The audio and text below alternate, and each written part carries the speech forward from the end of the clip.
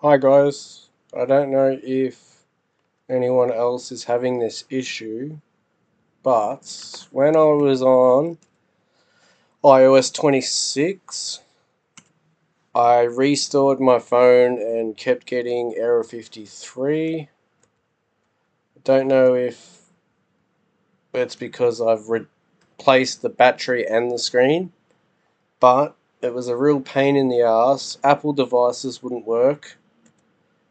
iTunes wouldn't work. I even tried that. 3U Tools actually did work.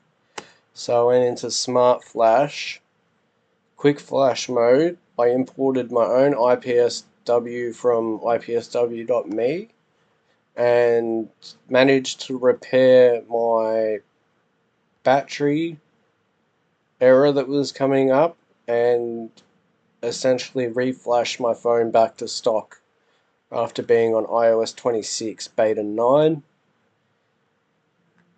This actually worked quite easily compared to iTunes or the Apple devices software that they've brought out due to error 53 with aftermarket parts.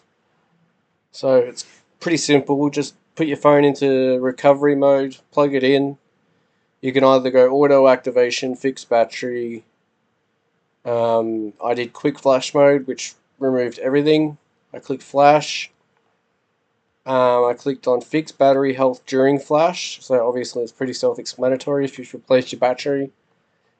And you can't do the repair through parts and repairs via the phone, or you were like me and tried to restore your phone and it was semi-bricked.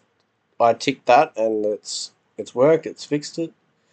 So yeah, literally iOS error 53, semi-brick because aftermarket parts. 3U Tools will actually work. I will provide a download link for the one that I used. It was free, cost me nothing, which is a surprise, but yeah, super simple.